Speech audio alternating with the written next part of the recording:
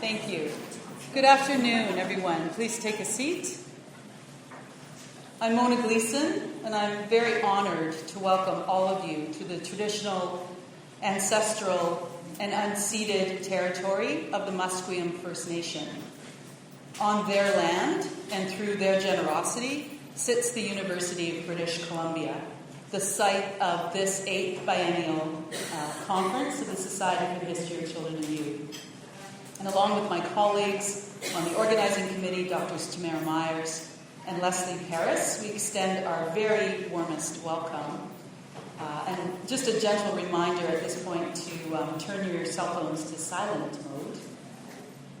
I'd like to formally acknowledge the Faculty of Education, the Faculty of Arts, the Department of History, and the Department of Educational Studies, and in particular the wonderful office support staff of history, Jocelyn Smith, Tua Akir, and Janet Louie, for their really very generous support of our conference.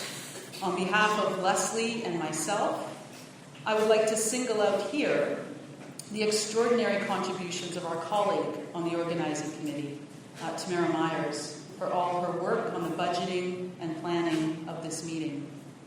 From putting the original proposal together, to presenting it at our last conference in Nottingham, to working with a complex and ever-changing budget, Tamara has truly gone really above and beyond any call of duty, and she deserves very special recognition.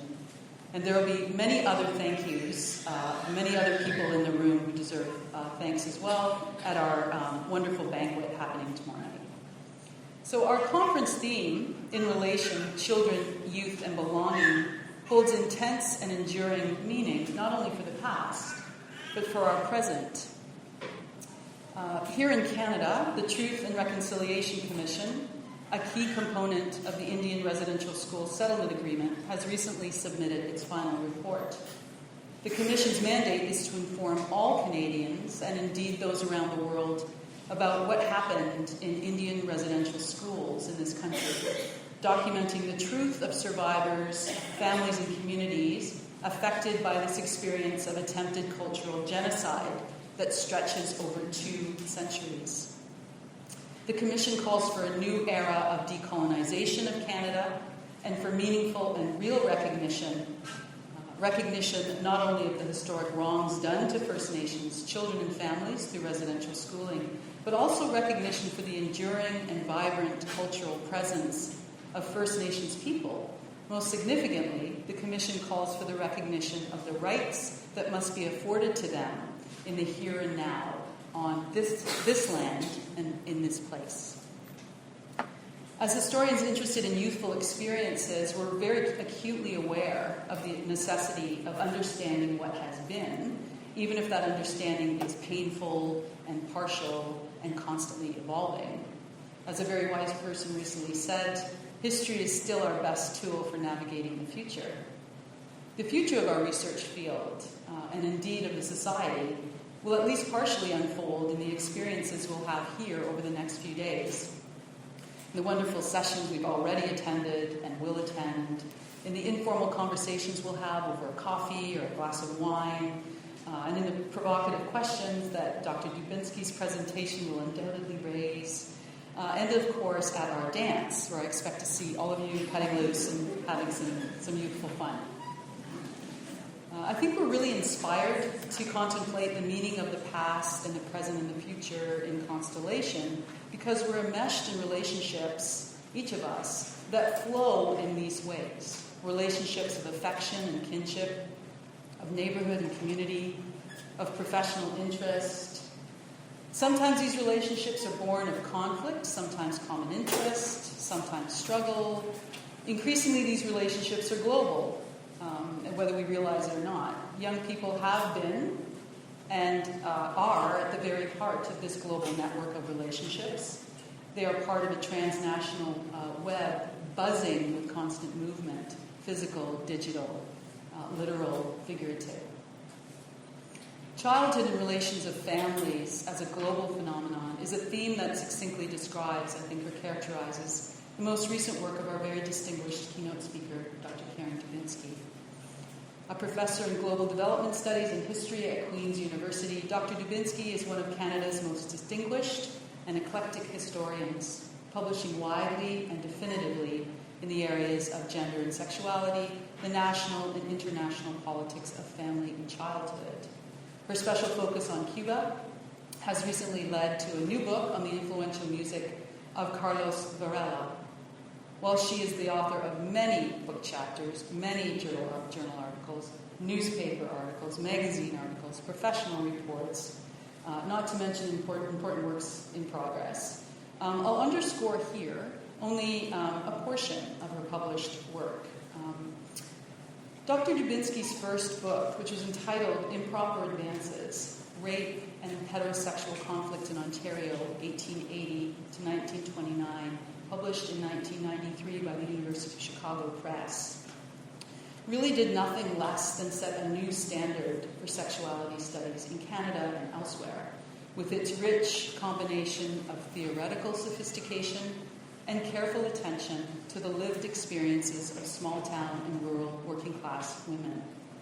Her second book, called The Second Greatest Disappointment, Honeymooning and Tourism at Niagara Falls, published in 1999 by Between the Lines Press, solidified her reputation as a leading historian of gender and familial politics, linking in this imaginative and entertaining history sexual citizenship with the growth of heterosexual honeymoon tourism over the late 19th and 20th centuries.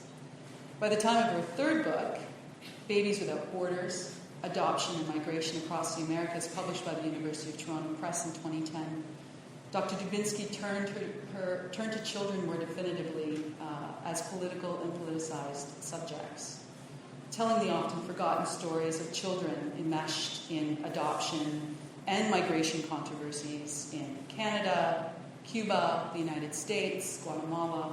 Dr. Dubinsky drew our attention to the power of babies as enduring political symbols. The work places children at the very heart of relationships of citizenship, of politics, of nation building, of ideological conflicts. The context of Cuba, in particular, holds a very special place in her life, in her teaching, and in her research, and in her enduring commitment to their potential to foster social justice. In sum, Karen Dubinsky's impressive body of work seamlessly weaves together so-called small and almost invisible lives with immense discourses of power that constantly attempt to overshadow them. Her scholarship recovers these lives and reinserts them into our historical consciousness, into a new place of importance and consequence. And in the context of our conference theme, our commitment to scholarship that honors indigeneity at home and in contexts around the world, and indeed the society's promotion of histories of children and youth around the world, we could not hope for a more appropriate, engaging, and engaged keynote speaker. It's therefore with immense pleasure that I present Dr. Karen Dubinsky, and her talk this afternoon is entitled The Politics of Childhood Meet the Children of Politics. Cuban literacy teachers revisit their past, or their youth, sorry. Welcome, Karen.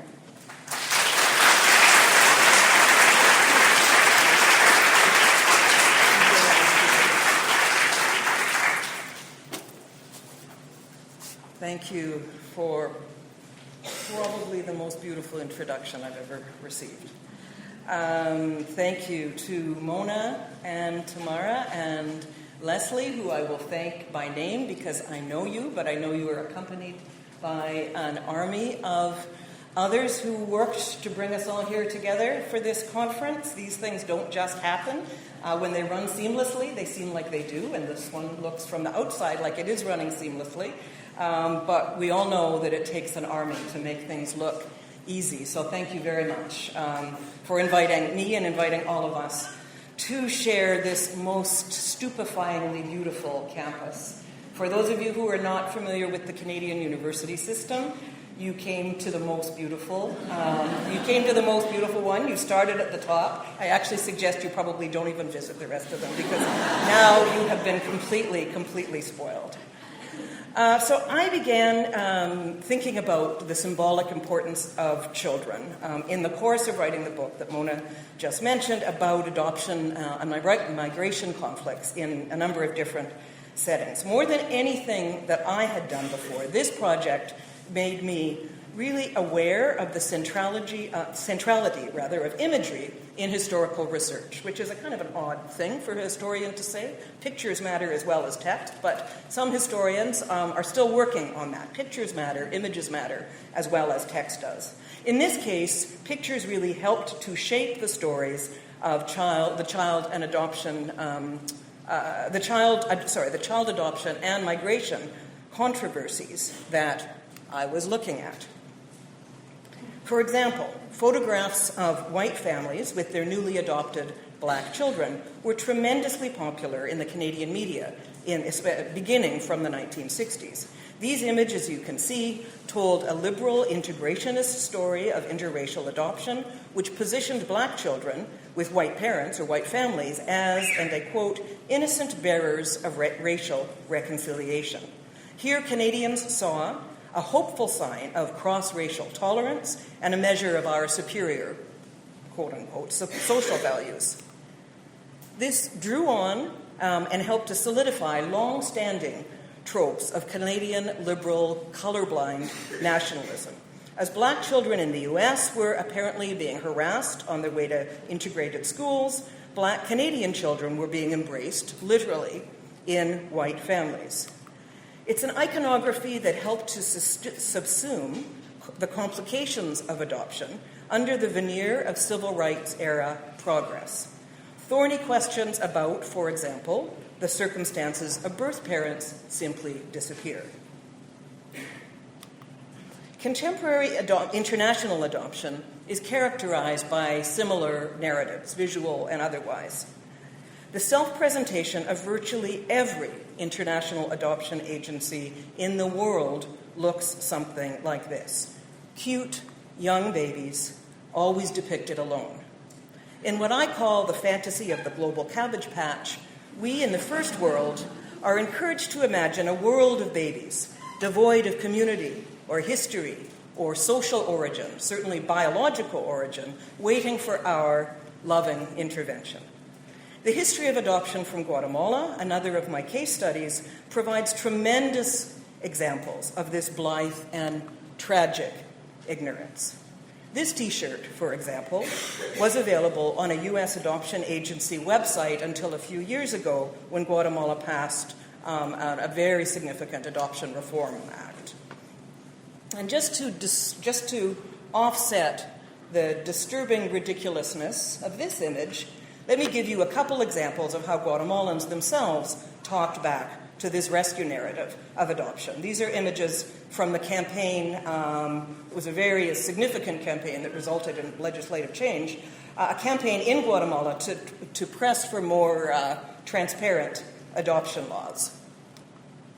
The cover of my book, of the Canadian version, the Canadian cover of the book is an image with this famous image in Guatemala, very famous image of a baby and a barcode with the "This is not for sale" message was used on posters and on placards in political campaigns for several years.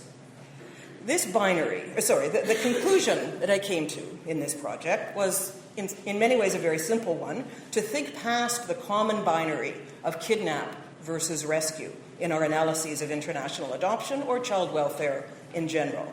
This binary, which I think of as analytically a dead end, retains a really central hold on the popular imagination because of the tremendous cultural work that symbolic children do in our world. Art historians, such as Anne Higanet, tell us that pictures of children are at once the most common, the most sacred, and the most controversial of our time. This book, which I'm very fond of, mostly because it's a very rare study of children in a wide range of popular iconography. There's lots of work been done on the imagery of children in what we might call the art history canon. This book takes a look at children in the popular imagination. And Patricia Holland here argues that contemporary childhood is imagined by adults as a space beyond conflict, a space that smooths over adult problems. We equate children almost solely, in terms of the imagination at least, with emotion, with affect.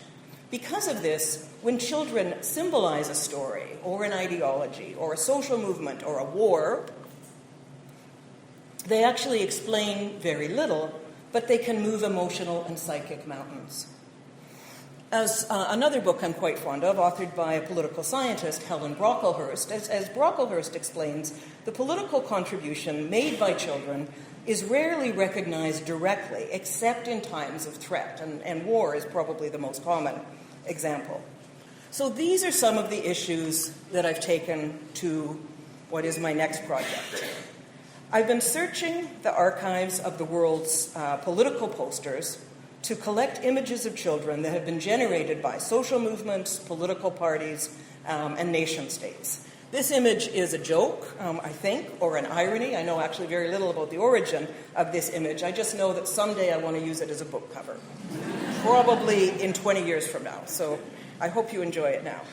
I'm using these images to analyze and make transnational comparisons and generalizations about how children sustain political movements, political causes, political events.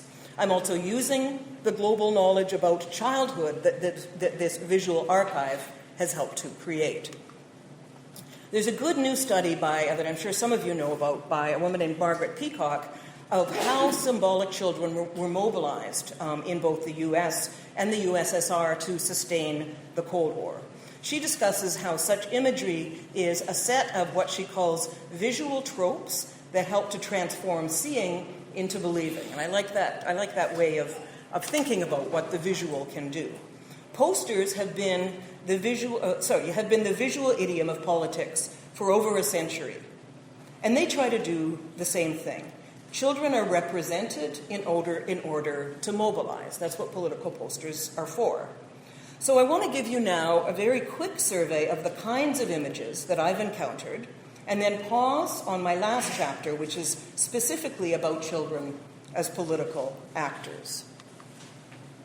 The first category, my first category, is probably the best known set of images that probably all of you have seen or seen versions of: children and war.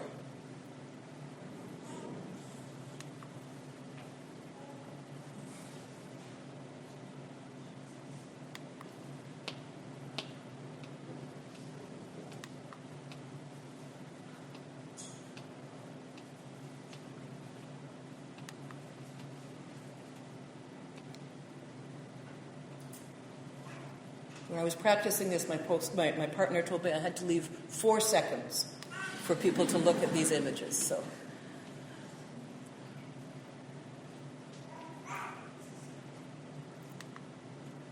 okay, this set of images are also, I think, familiar. Some of you might literally know some of the images, but you've no doubt all seen a version, especially a version of this triad: the baby, the woman, the baby, and the gun, who symbolizes national liberation or revolution in a number of different countries around the world, and has done for some decades. Somebody could write a book on her, the woman, the baby, and the gun. That would be an amazing study. How she migrates from different countries, or how they migrate from different countries.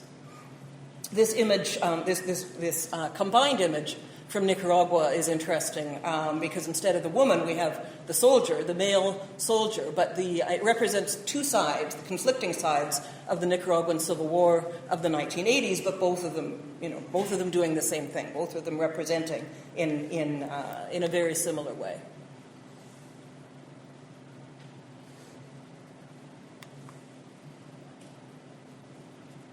And this is a set of older images that do the same thing, use children to represent national liberation and the future.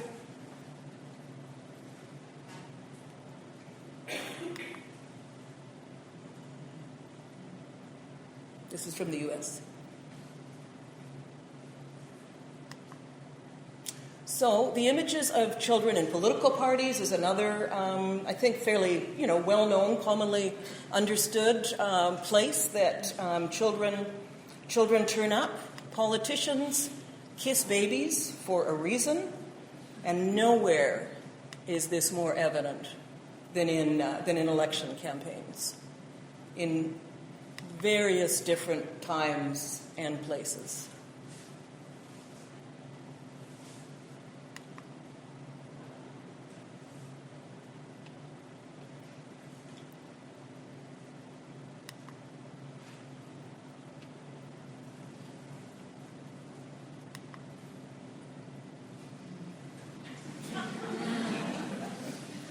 This actually is a postcard. I didn't find this in an archive. I actually found this in a store that sold retro postcards.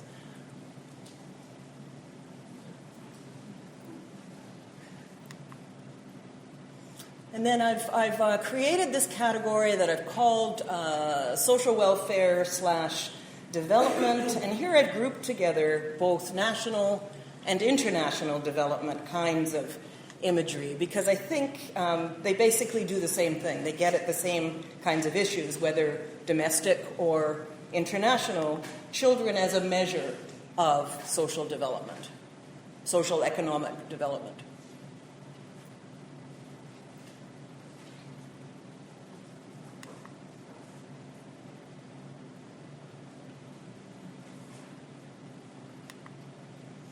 And then a group of issues that I've called children's issues. This I feel like I want to think more about. They don't dominate the archive, let's just say, as much. I think that has to do with the way we imagine what children's issues are and how those have been imagined in the past and in the more recent present.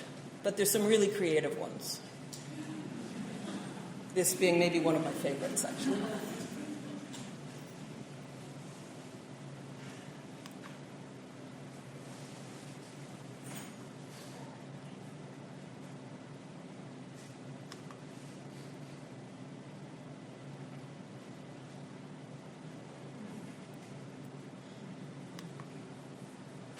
Now I'll go through, and this is where I'm going to speak a lot more. Children as political actors, a category, certainly a visual category that is less well known, I think. I'm showing you here, in every other case, I'm showing you a very almost random sample. I tried to think about time and place of an almost random sample of a huge image archive. In this category, children as political actors, I'm showing you almost what I have, almost everything I've collected. They are not all that well represented. Children as political actors, which is sort of the point of what I'm going to start talking about. Children represented as people who can contribute or do contribute in some way, as in a way that isn't particularly childish or childlike, to a political campaign. Children, in this case, being represented as part of the body, part of the we, part of the group, the rights-bearing group.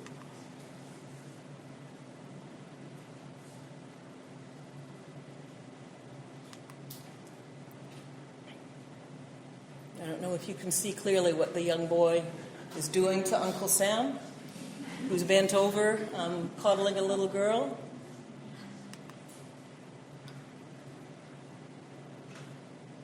This one blows me away because it's one of the rare times we see children represented as sexual beings, or even not just children, babies represented as sexual or at least potentially sexual being. That's a very unusual thing to see anywhere. I'm going to end with this one because it's an unusually self-conscious depiction of a child who quite knowingly and ironically talks about the burden of being, the bearer of the future, the bearer of all good things for the country, from Argentina in what year? In the 80s, I believe. I don't always have dates. That one doesn't have a date. So it's pretty clear, I think, I hope I've shown you, that even briefly looking through this sample of imagery, children have been hiding in plain sight in the world's political posters for a century or so. But except for this last chapter that I showed you of children as political actors or activists, there's little in the presence of children in political posters that would evoke alarm or change common sense understandings of childhood, at least in its hegemonic Western meaning. Children represent everything we know children are supposed to be: innocent, weakness, pure. John Berger said famously many years ago that in the Western art tradition, men act and women appear. I think in the world's political posters, children appear so that adults can act, to protect, to lead, to fight, to win, to change, to make a better future. The appearance of children as political actors in their own right is troubling because it challenges a fundamental truth of our world, that the concept of the political is formulated and projected as if it were separate from children. Now, I don't know the origin, of course, of every single image, but I think we can safely conclude that these posters were made by and for adults. So we could simply maybe conclude that images of children as political actors were also just another example of an adult imagination, and leave it at that. I think that would be too simple because I think it misses something really important that lurks just below the surface here. The pervasive sense of innocence that characterizes the dominant Western model of childhood means that almost all commentators on the politics of childhood accept to some degree this separation, this fairly firm separation between childhood and politics. This holds in both popular and scholarly circles, although of course I have to say that there are some wonderful exceptions to this generalization, things that have been written by people in this room, a session that I heard this afternoon, for example. But in general, I want to say in general, I think there's a trace of what I think of as the Goldilocks approach to children and politics in the Western imagination. We believe that it's only the extremes that politicize children. Children in the Nazi world or in the communist world don't have a proper childhood because they've been politicized by ideology, which is always understood to me to be a manipulation. Children in the third world don't have a proper childhood because they've been denied it by poverty, which is always understood as a negation. We in Europe and North America, however, got it just right. I want to introduce you to some people whose lives challenge this neat and easy binary between childhood and political activity. So here we'll leave, for a moment, the world of the symbolic. I want to introduce you to these three retired professors from the University of Havana. I co-teach a course called Cuban Culture and Society that takes place one part at Queen's, at my university here in Canada, and ends with a field school in Havana. We've just come back from a 2-week trip with 30 undergrad students. And for the past 8 years that we've done this, we've heard from these retired U of Havana professors about their experiences teaching rural Cubans how to read during the Cuban literacy campaign of 1961. So the person I'm going to talk to you mostly about is this woman, my colleague and friend, Inez Rodriguez, who recently retired from the philosophy department at the U of Havana and was 16 in 1961 when she joined the literacy campaign. A very quick background. At a meeting at the UN in September 1960, Fidel Castro, who had just come to power, announced his government's intention to eliminate literacy in Cuba within the year. To that end, in April of 1961, the government closed schools early for the summer. Instead of going on vacation, over 100,000 students, most of them from Havana, volunteered to teach literacy in rural areas. 52% of them were female, 40% between the ages of 10 and 14. One of them was Inés de la Caridad Rodriguez Pedroso, a 16-year-old Afro-Cuban girl who had never left her hometown of Havana before. Inez was working class. Her father worked in a warehouse in Old Havana. She was the youngest of 4 girls. By her own account, she was, and I quote, pampered, timid, and whiny. They were by no means wealthy, but all the girls were educated. They were church-going Catholics, and clearly they had the trappings of what we would recognize as a childhood. This is Inez and her doll, Roberta. And this is the new TV that came to the family home. Like many of their class, despite these trappings of a childhood, they were avid supporters of the social reforms ushered in by the revolutionary government, which is why Inez didn't hesitate to exchange her quinceañera dress for the military fatigues issued to the volunteer teachers. I have to tell you, sadly, this is not Inez and her sister. They joined up together. She doesn't have any photos of herself from that era. After a week of group training, Inez and her sister found themselves stationed in the village of Giza, in the foot of the Sierra Maestra Mountains in eastern Cuba. It was, in a small country like Cuba, about as far away from home as it was possible to be. She spent the next year teaching people, children, women, and men, how to read. And these are just some other images, none of them, as I said, none of them of Inez or her sister. One of the books that they used to teach people with. At the official end of the campaign in December of 1961, thousands of volunteer teachers returned to Havana for a big celebration. And here you can see they asked Fidel Castro to give them another task. It's hard not to like the Cuban literacy campaign, perhaps especially for a room full of educators. While some have criticized the highly politicized curriculum, to many others it was and remains a great and noble achievement. Just last month, in August, I saw a long and very flattering account of the literacy campaign. As the world's attention, of course, turns to Cuba these days, as things are improving, maybe, with the United States, the world's press has been flocking to Cuba, and I was astounded to see The Independent in the UK publish this very flattering story, long and very detailed story of the history of the Cuban literacy campaign. Even historians who are critical of the policies of the Cuban Revolution find something admirable in this massive conscription of voluntary child labor. Most recently, scholars and filmmakers have focused on how the state how the use of a firmly military framework in terms of everything from the costumes, the uniform, to the language, etc., how this authorized women's participation in this massive nation-building project in the early years of the revolution.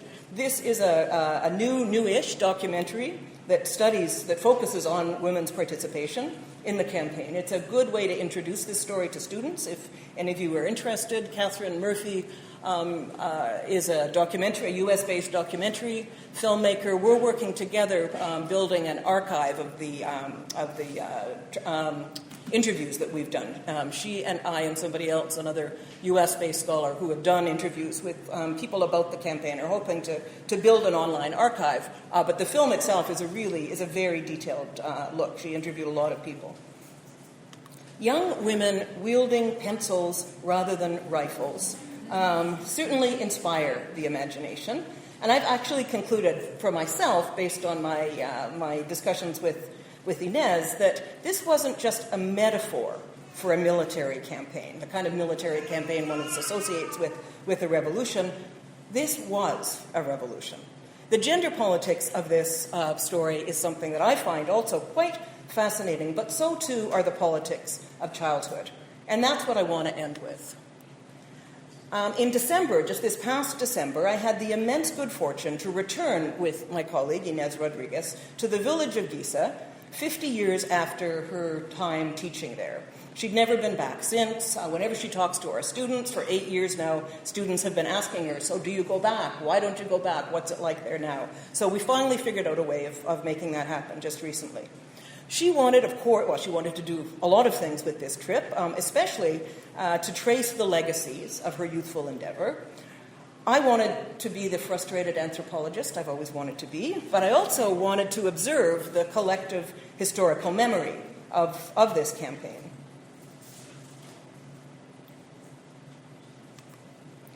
I'm aware, of course, that thinking about the history of childhood and youth, through talking to old people about things that happened when they were young people, has its own set of methodological issues. I'm certainly aware of that, and I would like to know more about that from those of you who have done the same thing.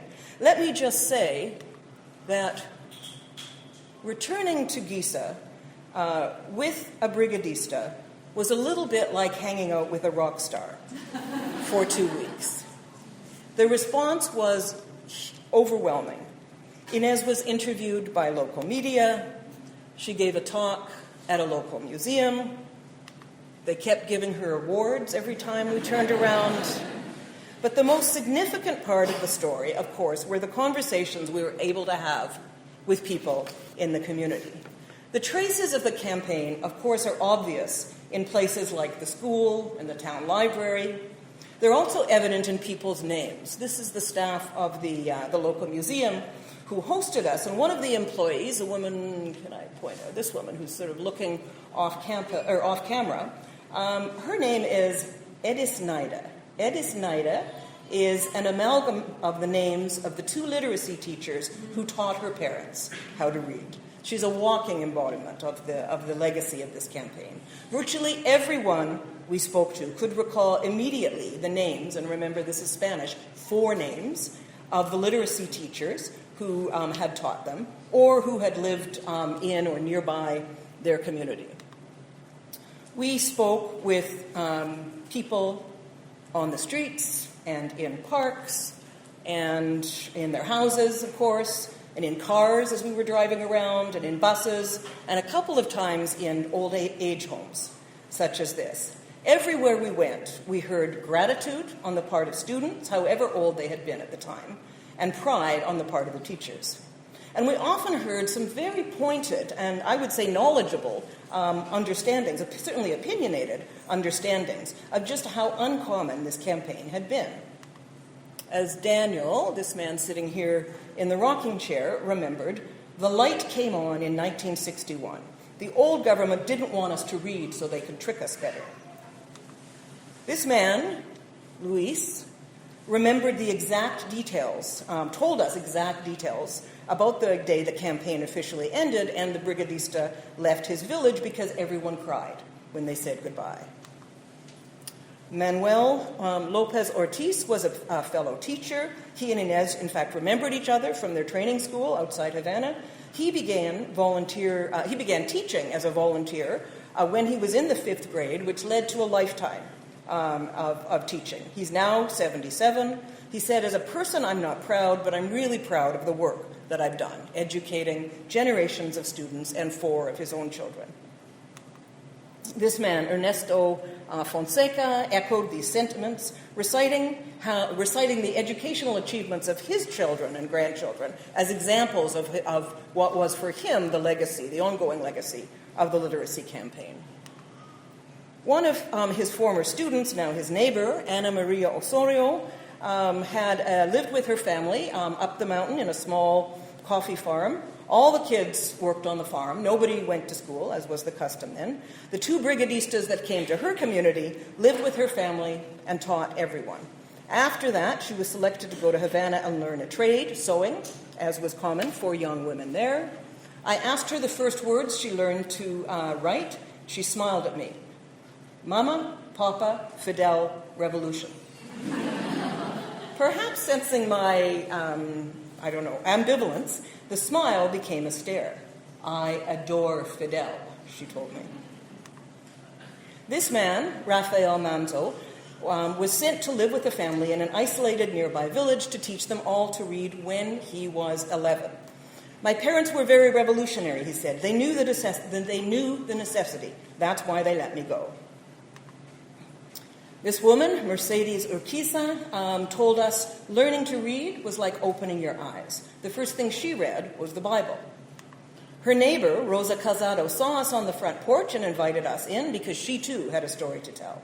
She learned to read at age 15. She worked as a cook at the time and continued to work as a cook for her entire life. She said, when I learned to read, I couldn't be tricked. If something cost 5 cents, I want the correct change. Paula Escribano, who also continued on as a teacher after the campaign, spent decades as a teacher, but remembers those first experiences as a very young brigadista as the best teaching experiences she'd ever had. There are accounts of young brigadistas who were 6 and 7 years of age. Almost everyone we spoke to who commented on the youth of the brigadistas did so not to apologize for it, but rather to underscore the value of the contribution. The literacy campaign inverted social hierarchies, urban and rural, male and female, black and white, young and old. Age was just one of several binaries that was thrown up into the air. Historian Lillian Guerra has recently observed that the literacy campaign offered an unprecedented degree of cross-class and cross-racial interaction, especially since most of the teachers were from Havana, the whitest and richest part of the country, and most of the students were in the East, the poorest and blackest part of the country. What was striking to me, though, as I listened to these memories, is that people definitely wove age into their stories, but fundamentally, this history was narrated as something Cubans did for each other or with each other or for themselves as citizens, and that included children and youth. Cuba's revolutionary government framed rural illiteracy rates very high, up to upwards of 40-50% in some areas, framed illiteracy rates as yet one more consequence of generations of corrupt domestic political leadership and foreign exploitation and control. So there was no question then that teaching poor people to read was a political act. It wasn't merely a pedagogical issue. It wasn't merely a technical issue. Lillian Guerra, the historian, in a really interesting new book on the history of the Cuban Revolution, says the campaign combined elements of going to war with those of going to a youth summer camp. There's some similarities, I think, between the experiences of youth in wartime here. But in this story, being a brigadista wasn't considered an aberration from the course of a normal childhood. Recall the slogan from the returning army, who paraded through Havana, asking Fidel, "What do you want us to do next?" This wasn't about going back to normal after a national trauma. I've had a number of conversations with Inez about the impact of this experience on her personally and on her generation as they returned home. Speaking personally, she immediately linked it to her own parenting style. She raised her children much more independently than she was raised, she told me. She gave them credit for more intelligence and more judgment than her parents ever did. And she says that came because of these experiences. She also, however, sees it as historically contextual. Her granddaughter, who's now 15 years old, was raised in a very different era. I can't imagine her doing what I did at that age, Inez said to me recently, because she's the same kind of timid, fussy, whiny girl that I used to be. So I'll end with some questions. What are the historical circumstances that produce children with self-conscious understandings of their political selves, be it political duties or responsibilities or desires? What produces that? What circumstances produce that? What would happen to the adult-child binary if we widened our imagination about children and political citizenship or political capabilities, if we widened that a little more? What would our image archive look like if the full spectrum of political actors were represented? To answer that question, I'll leave you with this final image. I actually just came across it recently. It's from a Guatemalan organization called Hijos Guatemala, which translates as sons, of course, but the full name is Sons and Daughters for Identity and Justice Against Oblivion and Silence. This is an organization of Guatemalan children and youth whose parents have been disappeared. There's an Argentinian chapter as well. One of the things that EHOS does is paint murals and graffiti and put images like this around Guatemala City in order to keep alive the historical memory of the Guatemalan Civil War, in order to publicize continued abuses of Guatemalan children and youth. And that's where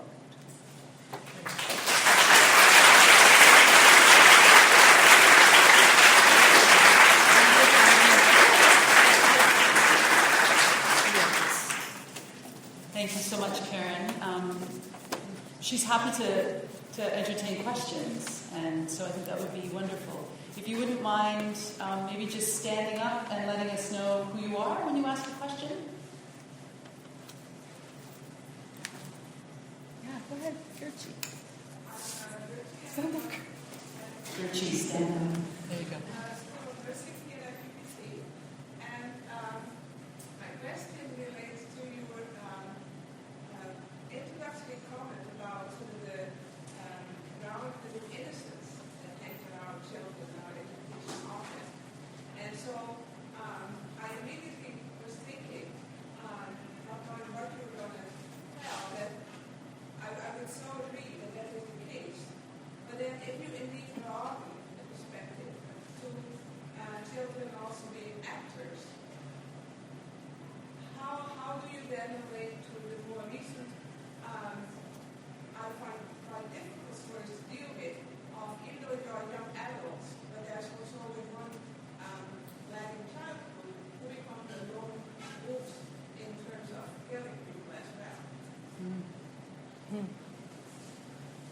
That's a big one. Yeah. That's a big one. That's a very big one. I don't.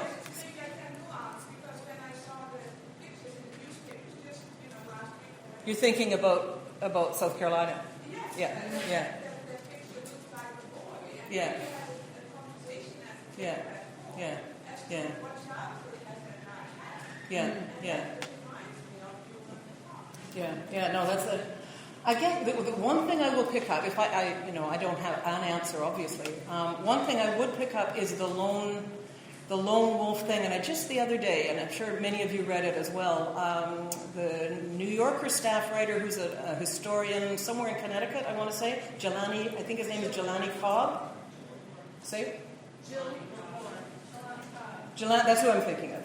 He had a really beautiful editorial about the way in which, yes, he acted alone, but he didn't make these crazy ideas up by himself. He's a product of history. He's a product of a racialized system that doesn't answer. I mean, lots of people are, and not everybody picks up a gun. Obviously, that's not the only answer, but there's certainly a social answer there that's important, I think, to think about when we're thinking about the one individual who does horrible things. There's also a way in which maybe, and this is going to sound weird, but maybe there's a way in which that's yet another example of the agency of children and youth, right? His innocence, his age had seemingly very little to do with this story. Maybe I don't know if I believe that, but I think I'll put that out there. Yeah. Pat Ryan, this isn't much of a question, but it just seems to me that one way to handle that very good question is to say that innocence has its flip side, and that's the notion of the location of evil within the child. So a novel like Lord of the Flies is very much dependent on the romantic narrative of innocence, but it always carries within it the notion of child as evil, that these things come together. Now, this isn't an explanation of why any event happened, but it's an explanation of the coexistence of the narrative of childhood innocence with the narrative of the evil child. Sure. They're related to each other. Yeah, thank you. Oh, no, the light. You're just looking through the lights. There we go. Oh, you're all here. There was a hand. Yes, Molly. Oh, sorry. So Do you want? Oh, sorry. Are you That's doing? okay. Okay, Molly, you go ahead. Laura? I'm Molly, glad to work thread here of, to use the internet metaphor, two questions. One is I wonder, Karen, the examples that you talked about are leftist, or the posters are leftist children's organizations, and I was wondering if you had, we're going to talk about, say, the Klan or right-wing, but because the Dylan was, and he was found these white supremacist organizations out there, which gets to my, so part one, are you thinking about doing right or political organizations? And part two, the Cuban literacy campaign is so inspiring, and I wonder if you could comment on the social media. Could that happen again?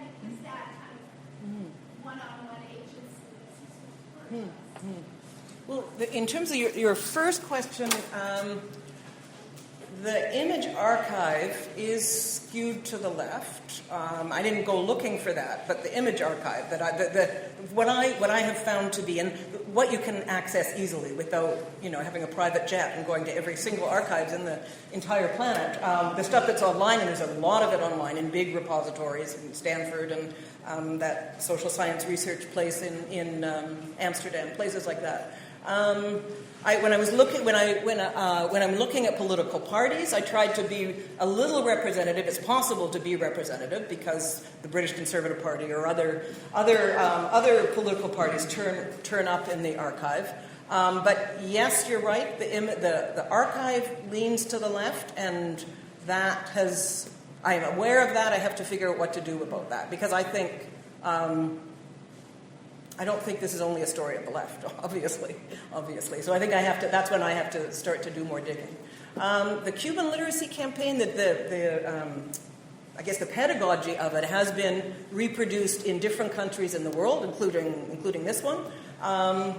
What do you mean by the social media thing? The relative isolation versus in terms of children's agency. The technology, the internet. Right. I never thought about that. That's really interesting. It's not, aside from the obvious things about access to social media in different parts of the world, of course, including but not only in Cuba. What does social? I mean, there must be people who could answer the question much better than I. What does social media do to teaching children how to read? I can tell you anecdotally what it's done to my own kid, but I don't. I'm sure there's that's a big field out there that I don't know what the answer is, but I'm sure there is one. Maybe this is a question. I'm Laura Lovett. I'm from UMass Amherst, and maybe this is a question that helps to clarify that. I was thinking demographically in terms of that bulge of youth, right, in the post-war era, and the fact that it is this image of the television. Yeah. Right? I kept thinking about parallel movements, the civil rights movement, the environmental movement, and the fact that you have a generation of young people that are growing up with a kind of new technology in the 50s, and I wondered if that lent itself to identifying them as actors, or if you're thinking through is there the same kind of youth movement in Cuba in the 60s? Absolutely. That's absolutely. And I was at a session earlier this afternoon that talked about youth as political actors in different parts of the world, and I don't want to say we can say this universally, but it certainly in more than one country in the world was the 60s the era of youth, and that the revolutionary leadership burst on the scene being like decades younger than the Churchills and the Eisenhowers and everybody else who was in political power, at least in the advanced capitalist world. That really meant something also. So yes, that was definitely important. Definitely.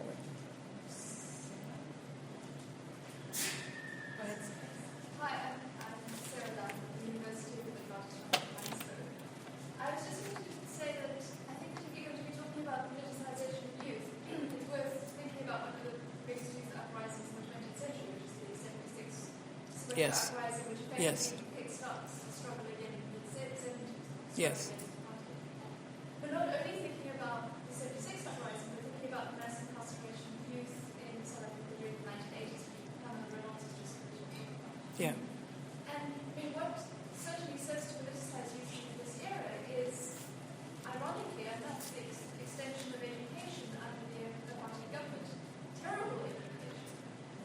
also taught by very trained teachers. But by correlating huge numbers of that youth in schools, private schools, has this effect of producing this massive youth layer over the course of 15 years. Yeah. And I think that thinking about institutions might be one way of answering this. Yeah. Thank you.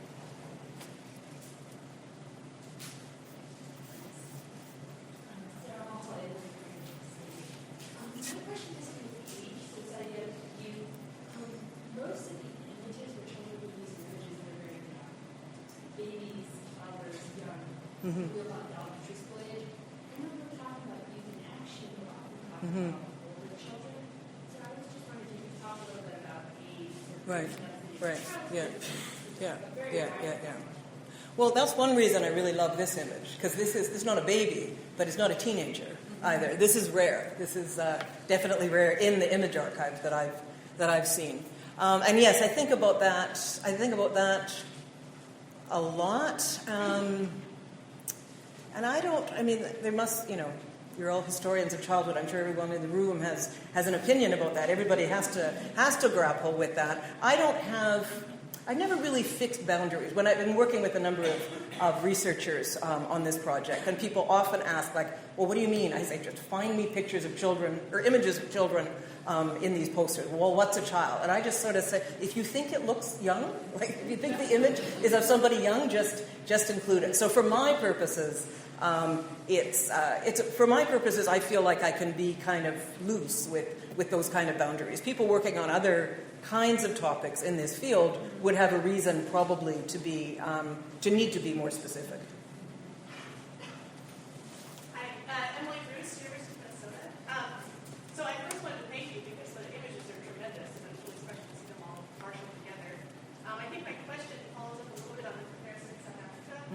So in the research on literacy campaigns in other historical contexts that I'm more familiar with, there's often this question about to what extent those were coercive or emancipatory. And I do agree with you. It's hard not to like this one, especially from the story you were telling. But the people you've been meeting, do they express concerns about the sort of liberatory or coercive aspects of literacy? Well, that's interesting because obviously this is a particular demographic of Cubans that I'm talking to, older Cubans who still live in the country.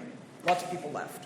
And younger Cubans have different opinions as well. It's ages or generation isn't the only significant category in this, but it is definitely one.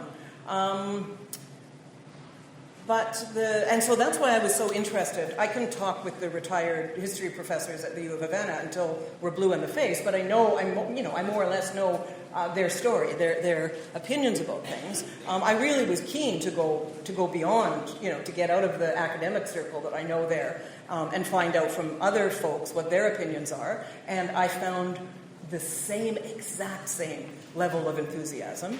The criticism or the second thoughts, I guess, that I hear from people are less about something that we might recognize as political and more second thoughts about, and this comes up especially when we talk about the next generation, subsequent generations, a kind of I can't believe that I did that, and I can't believe that so many of us were grouped together without parents to help us, And they did it, and they said, we did it because we volunteered. Like, people really, really want to insist on that. But I think, how you can't believe the crazy stuff you did when you were 16. It's sort of that same kind of thing. I can't believe that I was entrusted with that much independence and responsibility, and that we took counsel from each other. That's how somebody put it recently to me. If we had a problem, we had to figure it out ourselves, and that was liberatory. They wouldn't use that word maybe, but that was we figured it out. We muddled through, but wow, that was a very powerful thing to have to do.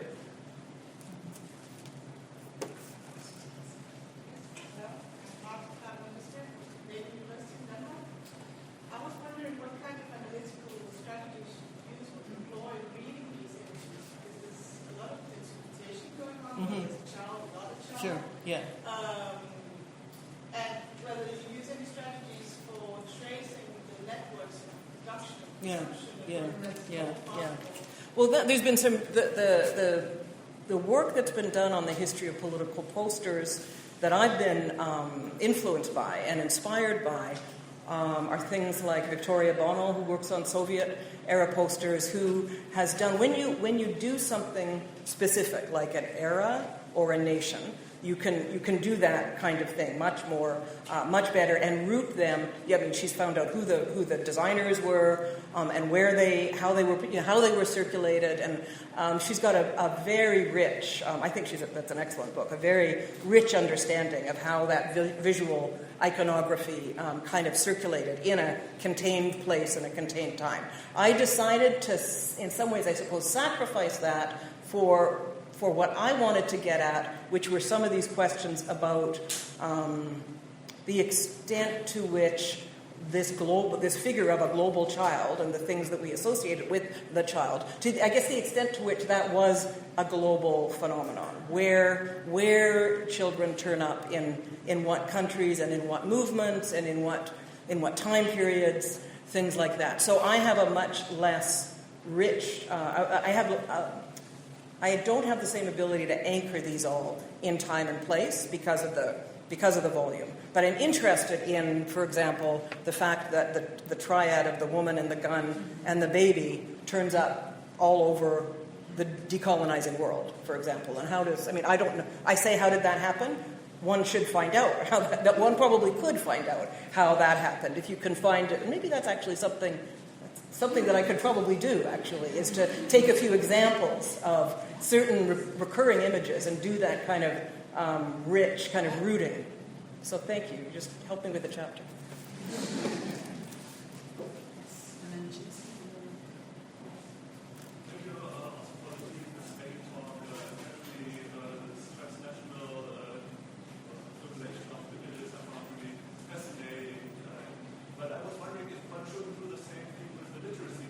Of course, everybody knows there have been literacy campaigns in France in the 19th century, in Soviet Russia, in Spain in the 1930s. And I was wondering, because looking at Spain in the 1930s, where also the Republican government sent young, not only children, but young adults in the countryside to make the peasants literate. But their experience is much more ambivalent than what you told us about Cuba. They also talked when they wrote, they talked about isolation, that they were accepted in the cities, that there was constant conflict with the older people there. So the image that emerges from these sources is a little bit more, not as clear cut as Yeah. Thank you. You're right.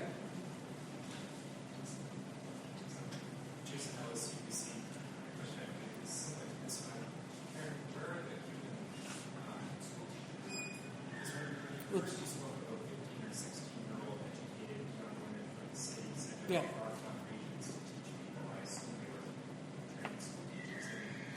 No, not at all. Not at all. Yeah. Yeah. Yeah. My second question is about the woman, the baby, and the gun. Is that sometimes an image of look how far we're willing to go? Or is it also a counter propaganda way, look how far they're willing to go? Yeah, that's. I think both readings are possible. There's also I found one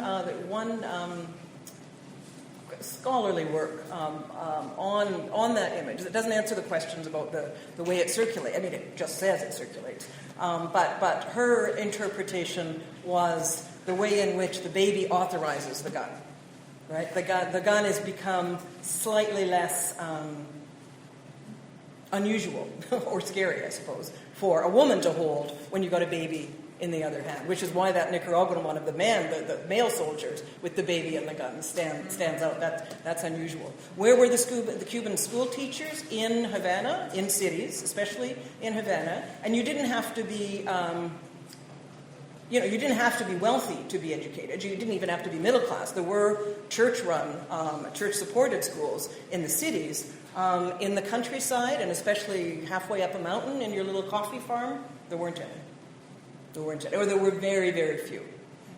That's why That's why they sent them out. Obviously, it was part of this nation building thing that was going on right after the revolution.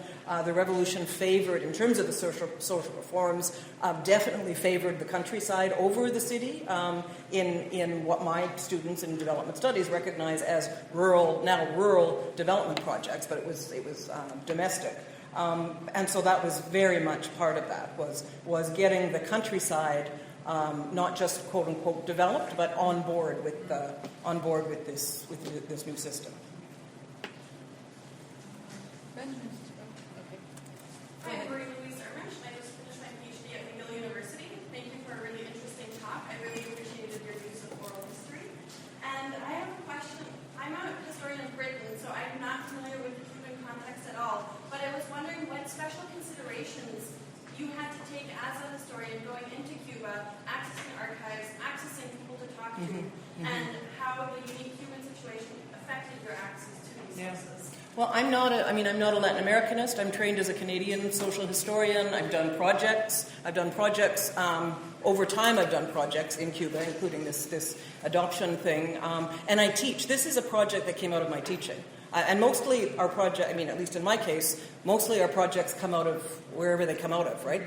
Our imagination, or some weird thing someone said to you once, or our own history, our personal history. This was generated by the teaching I was doing. I'm part of this team that co-teaches this culture and society course. And watching, literally, I have to thank my undergrads for this, watching them annually, first off, be blown away by these literacy teachers. It is walking oral history, and they're charming, lovely people. But the students makes you realize how you want to entertain your undergrads in a history classroom, bring a few old people in and have them tell stories, because that doesn't happen, right? That really doesn't happen, not in most departments. Anyway, so it came from watching and listening to my students, asking the literacy teachers about their experiences. I teach, as I said, in a global development studies program, and the first year we did this, one of the students, her jaw on the floor, said something I've never forgotten, which has also inspired this project for me. I helped to inspire it, which is, wow, that's, my students go on and they work in international NGOs, even though we've spent 4 years trying to problematize that kind of approach to development. That's what they do. And they say, so this young woman said, this is what we're trained to do, and this is what we all imagine that we're going to go do, is to go in somebody's countryside and do good work, with the people that need our help. And she wasn't quite that cynical. She was being quite more sincere. But she said, in Cuba, they did it themselves. And this, for a third-year global development studies student at Queen's University 8 years ago, this was a revelation that countries, the entire global South, doesn't need the firm guidance of a Canadian university kid to go teach them how to. That was a big revelation. And I know I'm being cynical about it, but that's who's taking those courses. And it's great because it opens their eyes to things beyond their reality, and I appreciate that a lot. But that's one of the reasons that I wanted to emphasize that I wanted to continue with this project, was because that is not as well known as I think it ought to be. I'm John from State University. I guess because I come from a queer history of sexuality background, I couldn't help but think of sort of the embodied intimacy that is related to the experience of sitting with someone and doing literacy. Yes, work, absolutely. As well as the age of a lot of the people who were involved in the work, and the intergenerational nature of some of the teaching that was going on. Yeah. Right? That in a pedagogical sense subverts the power dynamic, but in a embodied sense of two people sitting very close to one another in what were probably often very intimate settings that were just the two of them. Yeah. Right? Yeah. The power dynamic maybe not so much, except for the pedagogical moment, right? So I'm just wondering if both in pleasurable and in less pleasurable or troubling ways, not that pleasure isn't troubling, but if there are ways in which sexuality and intimacy sort of, and more ambivalent in terms of affect, might have been a part of this. Yeah, definitely.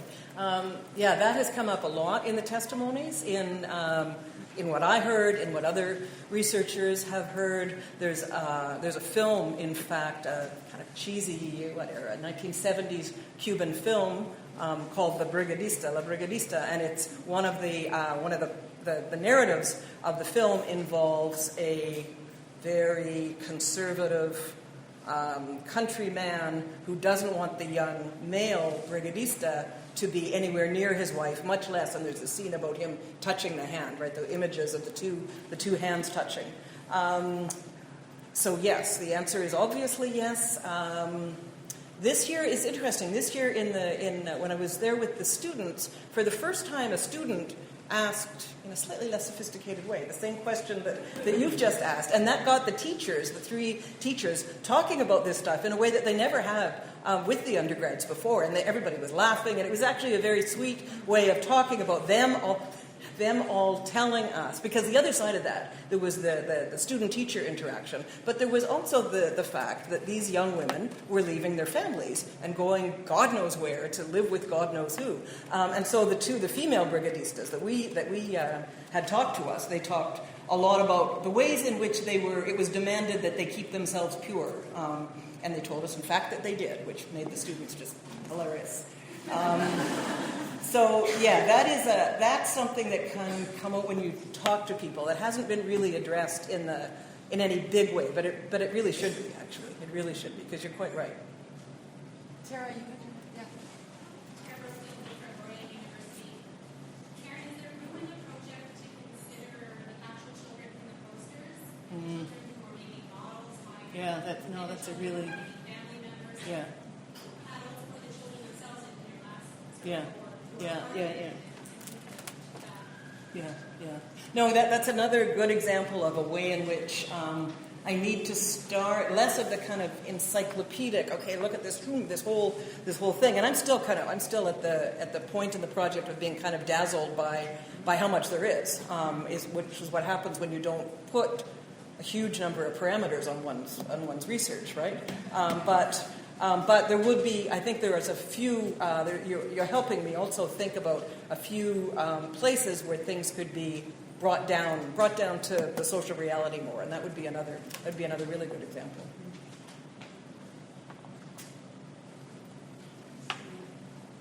Christy Lindmeyer, and I was off the wall. I'm just thinking about some of the images that you showed us, and it seems like where the children are portrayed as the sole actor in the image, or that tends to be promoting rebellion, ideological rebellion, and that the images of children with adults tended to be more like the government as the ultimate parent, or protecting the defenseless. I don't know. Yeah, that makes sense, actually. Yeah. Sorry? Can you repeat the question? Oh, we couldn't hear it. I'd like Karen to take it.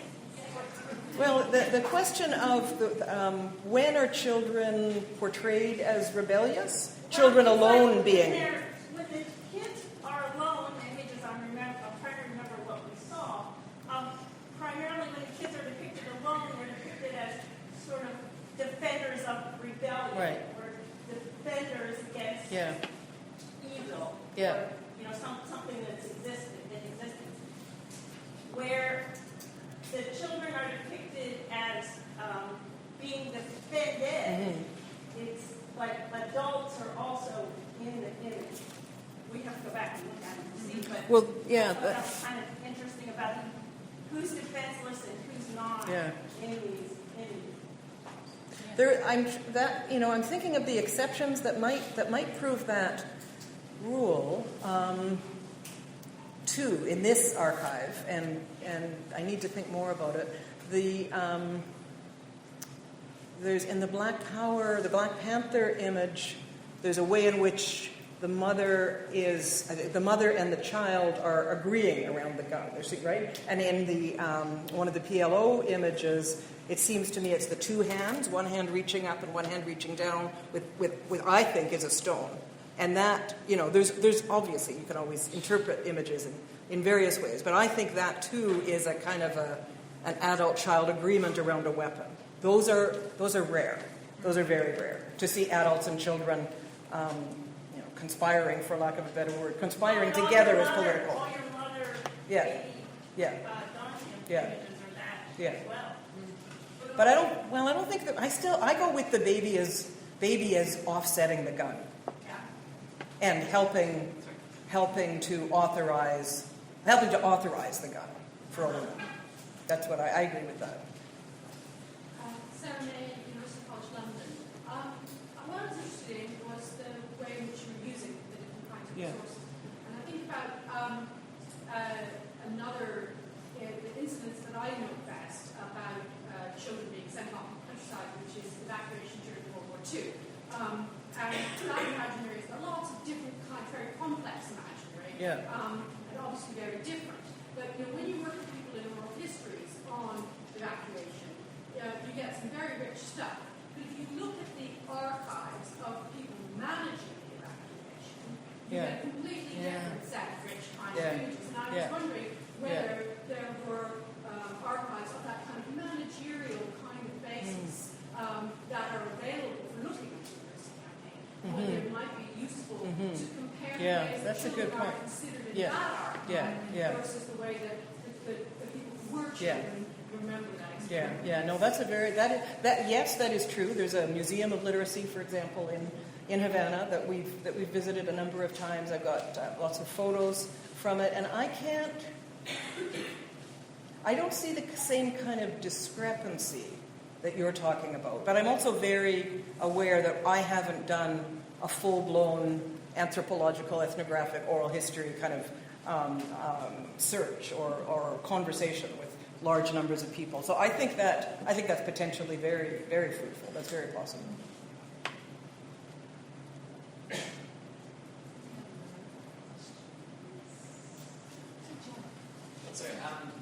John Weir in Western Ontario. Again, thanks for this. And the images, I think, especially, are really so striking and exciting. And one of the images you had, I think it was the postcard you bought of the hands reaching out for the little girl in the 1940s. It really reminded me of a really famous political campaign commercial. It's sort of no shorthand as the Daisy commercial. Yes. And it's the Barry Goldwater, little girl with daisies and then nuclear explosion. Yeah. And it's interesting because the only place I've heard of that commercial is in a very different sort of historical tradition or narrative, and it's sort of the political history, mass communication kind of history. And I was wondering if you could maybe talk about how some of your work is kind of intersecting with maybe more those traditions, which have tended to look, I guess, at these images in a very sort of maybe functionalist way, how they play out in political campaigns. No, I was initially one of the how you always have run through a million different ideas when you're starting a project. One of the ideas I had was also to use the moving image archive, the TV, especially the TV electoral campaigns. Quickly abandoned it because it was just too big and in some ways, limited, obviously, to a certain time. But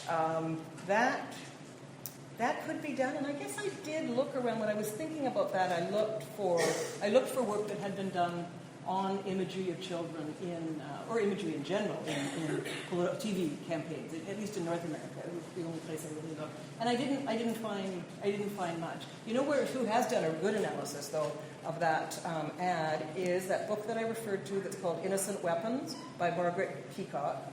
That's about how both the U.S. and the USSR mobilized children during the Cold War. She has a really good analysis